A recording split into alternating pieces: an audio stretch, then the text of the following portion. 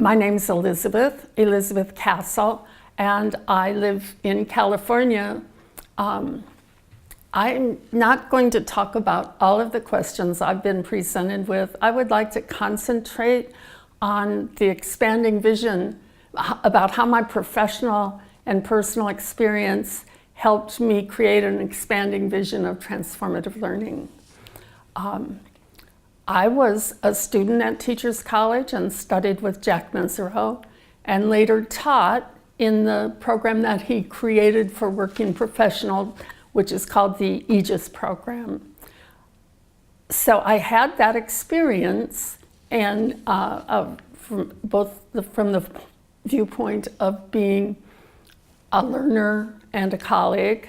When I moved to California in 1993 to help create a doctoral program in transformative learning at the California Institute of Integral Studies in San Francisco. I often talk about how moving to San Francisco was the biggest cultural change and experience of cultural shock that I had had.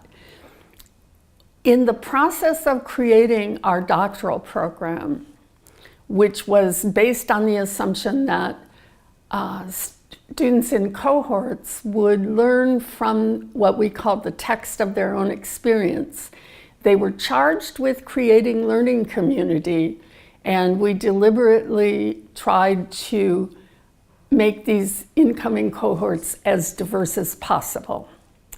So the culture of San Francisco, the culture of the California Institute of Integral Studies, which could not have been more profoundly different from Teachers College, enabled me, I think, to expand my view of transformative learning in many ways, but the two that stand out for me that I'd like to talk about is the immersion in multiple ways of knowing. We had a very strong value in this program that we would use all ways of knowing and not privilege one over another.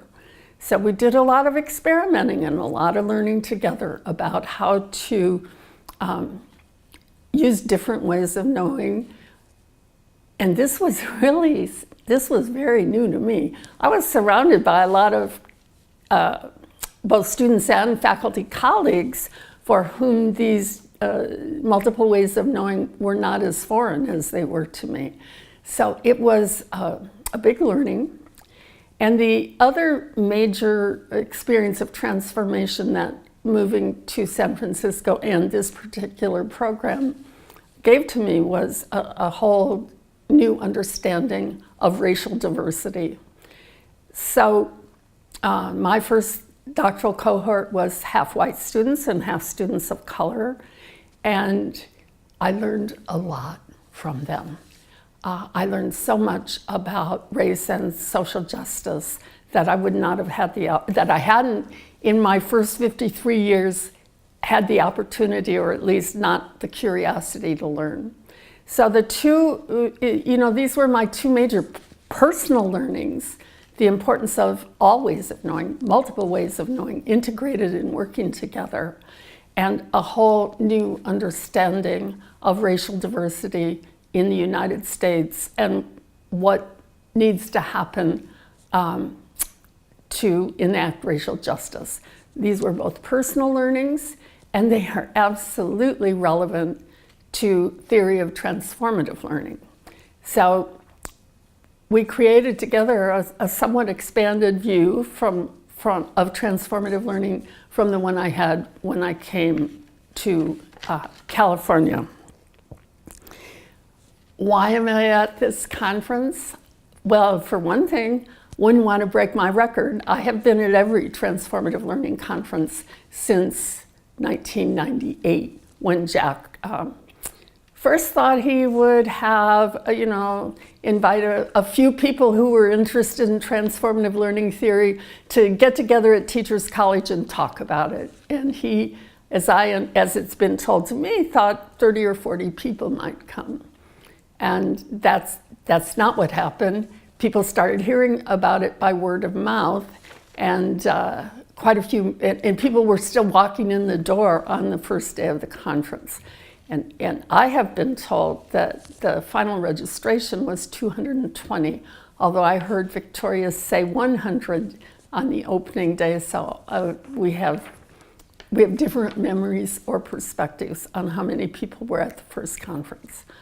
I have really greatly enjoyed the way in which this conference, each conference has its own individual stamp, but if you try to look at the conferences as a general developmental arc, I think that you see a lot of success in expanding our conversation, our discourse, and our understanding of the importance of the idea of transformative learning, as well as our understanding about how to facilitate it or create the conditions for it. I'm not sure that I have much to say about these other questions. I've been retired since 2005.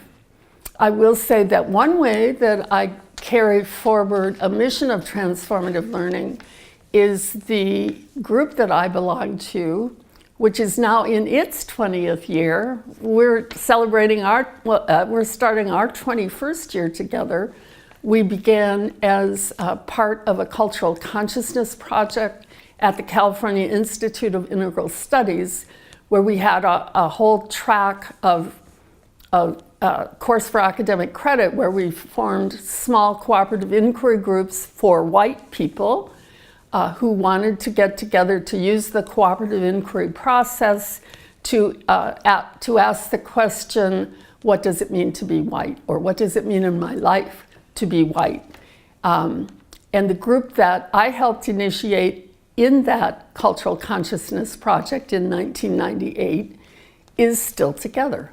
And we go to conferences, we write papers, but most importantly, we get together once a month, and we have for 20 years, once a month for 4 hours.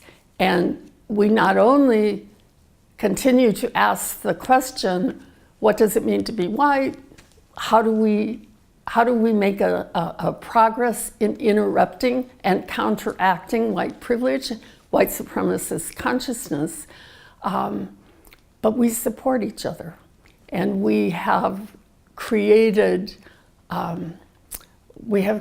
this organism that is both personally supportive and dedicated toward action. So in that experience of mine, we call ourselves the European American Collaborative for Challenging Whiteness. The experience of being in that group really does marry these two themes that I said I began to learn about when I moved to San Francisco, because cooperative inquiry, collaborative inquiry does use multiple ways of knowing, and certainly we make every effort to continue to learn about white privilege, about white supremacist consciousness, and about how we as white people can make a contribution to racial justice. Thank you, ma'am. Okay.